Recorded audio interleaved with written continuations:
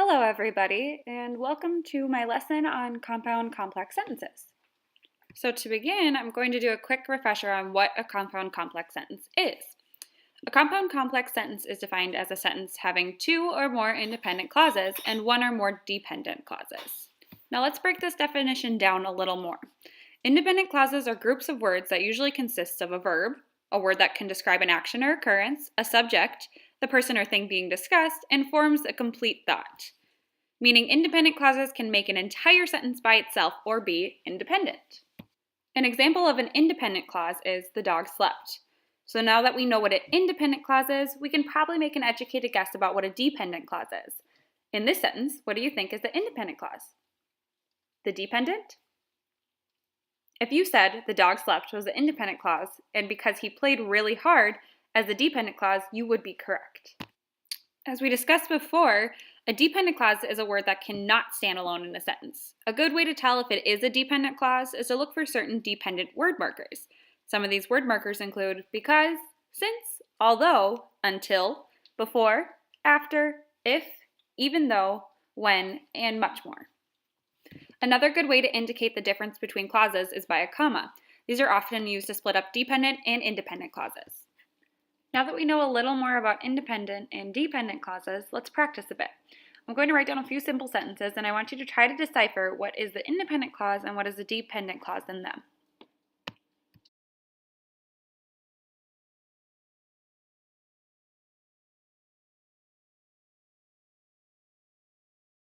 After looking at the sentences for a bit, if you said that the red words were the dependent clauses and that the blue words were the independent clauses, you would be correct. Now that we know what independent and dependent clauses are, and we've had some practice with them, let's move back into compound complex sentences. Do you remember the definition we had at the beginning of our lesson? It went like this. A compound complex sentence is defined as a sentence having two or more independent clauses and one or more dependent clauses. Compound complex sentences have 6 different formulas that can be applied to our lesson. These include the following. In order to figure out what to do when creating a compound complex sentence, we can use the mnemonic device PENS to help us. PENS stands for P, pick a strategy, E, explore the words, N, note our sentence, and S, search and check the sentence.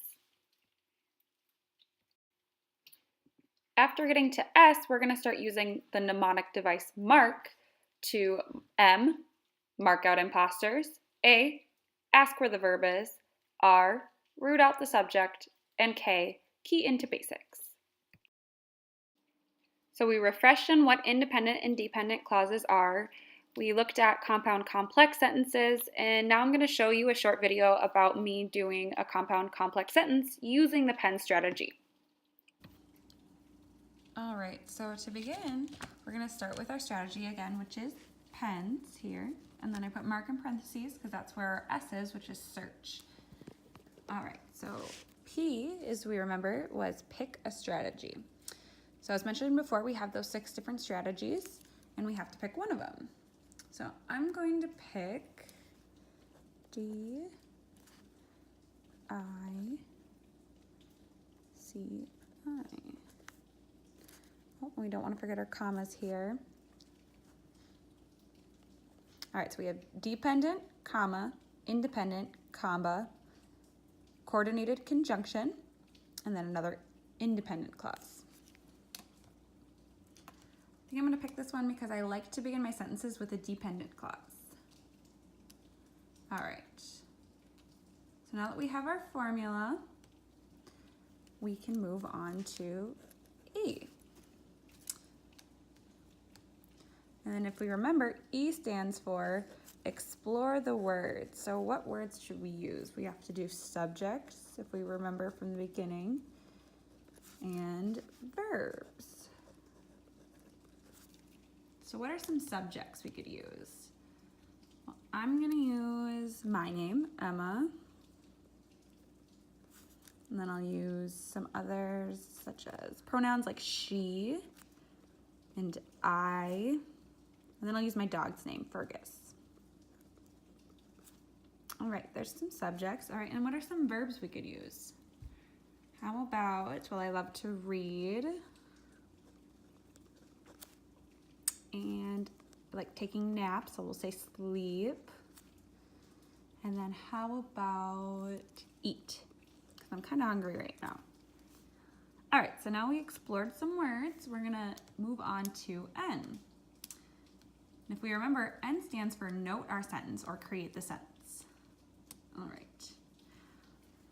So we start off with D, which is a dependent clause, and we need to use a subject and a verb in each clause. So I'm going to start by saying something about me reading. So we'll talk about it as if I was in third person. All right.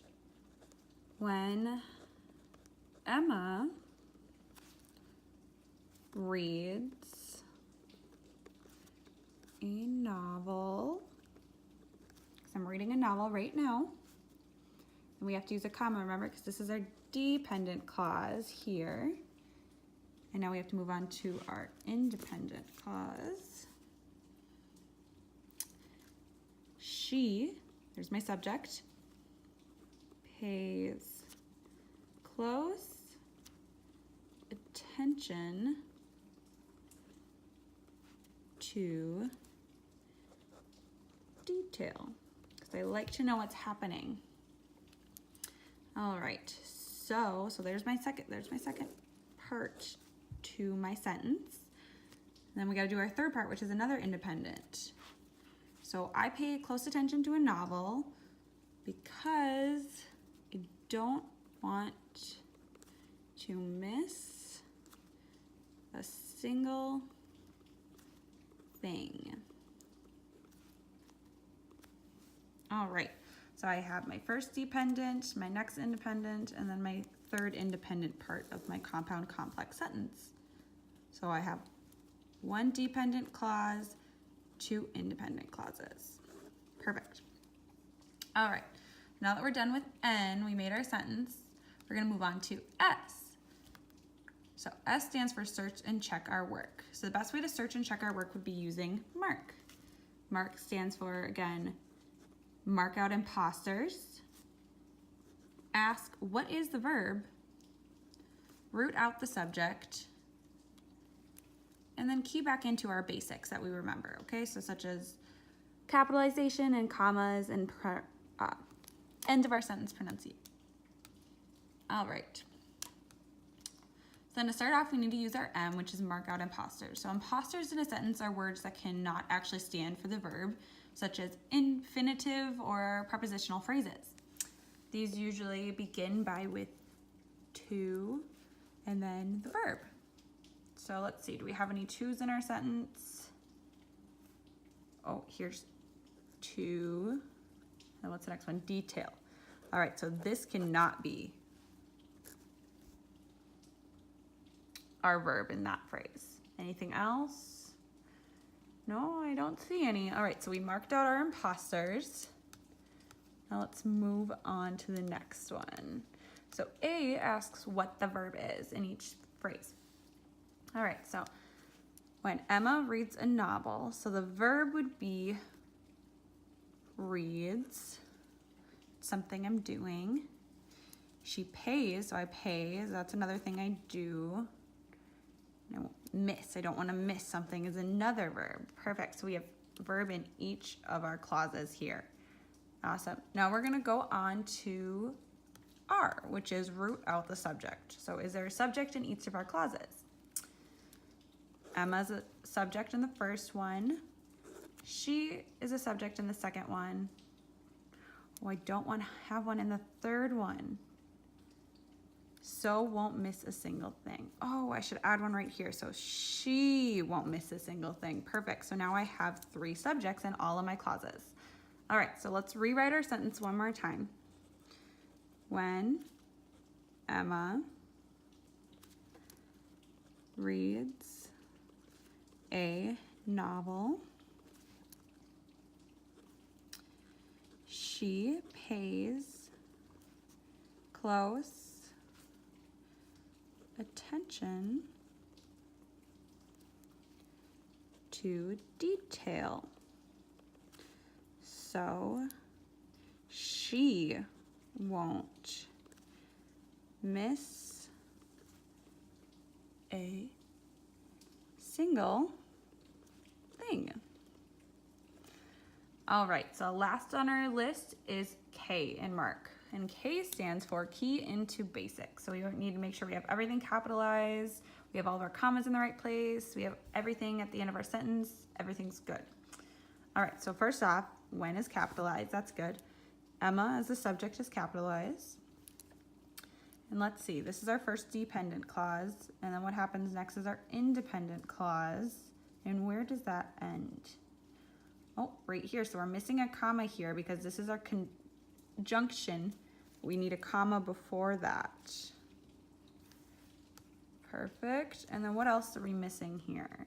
When Emma reads a novel, she pays close attention to detail. So she won't miss a single thing. Oh, we need a period at the end.